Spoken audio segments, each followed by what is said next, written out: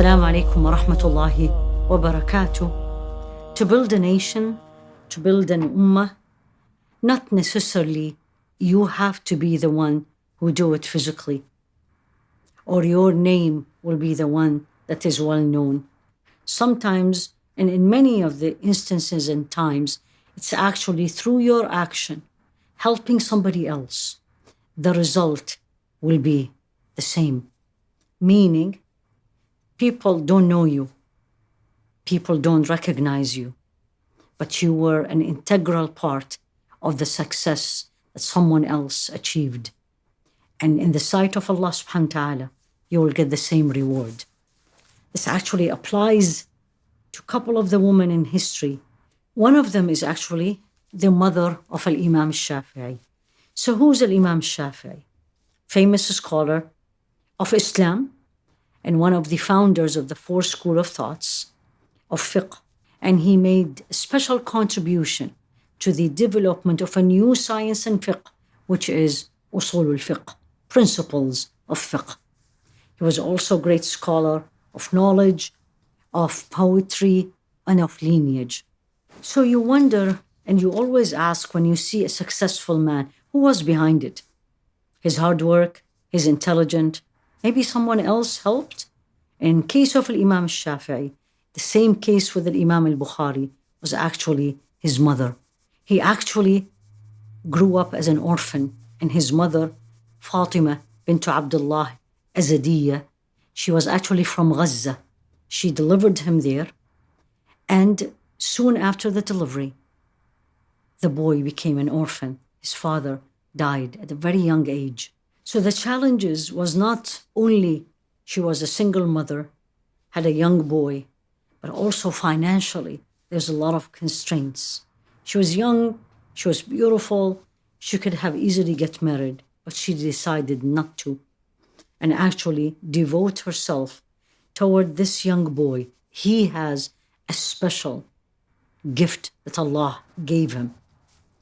And because he was such an intelligent boy and full of potentials to become a knowledgeable man, and she saw that in him from a young age, she devoted that she is going to support this boy, and she is going to do everything she can to get him to where she thinks he can.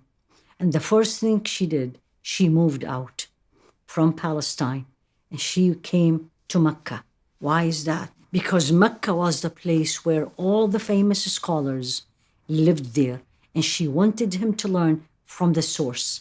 So she decided to take him to Mecca to spend time with the most famous and knowledgeable scholars.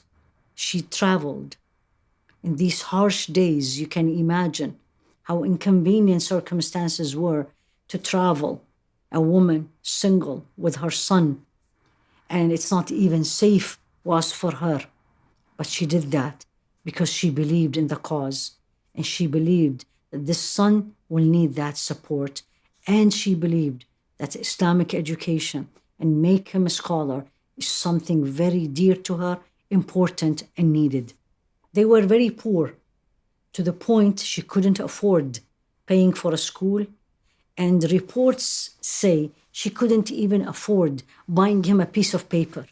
And one time he came to her asking her to buy him papers, and she said, I don't have it. Let's work on your memory, so you will use your memory as a paper. And this is one of the uniqueness and extraordinary ability of Imam Shafi'i, that he was described as his memory as photographic memory. His mother, Fatima, as I said, doesn't have a lot of money, but she would collect whatever she can, and she will give him and help him. He complained one day to her that they are not taking him seriously because he is not a paid student. Subhanallah. So she advised him, look at the support a mother, and look at the impact a mother can do to a son. And she told him, you can do it. They will take you seriously. Show them your ability, extra ability. Help the other students so they see it in you. And didn't take that long. They did see that, and they accepted him with a full scholar. Imam Ibn Hajar say that Imam Shafi'i mother, Fatima, was one of the great worshippers of Allah. This is for all of us to learn. Extraordinary things comes from Allah, and we need to be connected to Him. So He bestowed this on us. Imam Ibn Hajar keeps saying she was the central role in Imam Shafi'i life as he grew up without his father. Her beautiful character affected him to be respectful to the female scholars, and he had female teachers, and he taught female students. Most famous narration of Imam Shafi'i mother was when she was with another woman, once invited by a judge to the court as a witness, and the judge divided them. And then she quoted a verse from the Quran, which is in Surah Al-Baqarah, that you cannot do that. We need 2 woman witnesses. And he brought them back together. Teaches you and me that to bring up an educated scholars, I need to educate myself first. So the story of this woman, again, let's learn her name. Fatima bint Ubaydullah al-Azadiyya. It's a story of what? Story of struggle, true devotion, investment in the future, perseverance, and piety toward Allah subhanahu wa ta'ala. And Imam Malik was one of the teachers of Imam Shafi'i, and he said to him, Ya Bunay, my young boy, I see that Allah subhanahu wa ta'ala have gifted you through in your heart light. Don't extinguish this light with the darknesses of sins. The support of his mother, so the support of his teachers ended up in the famous Imam Shafi'i we all know now.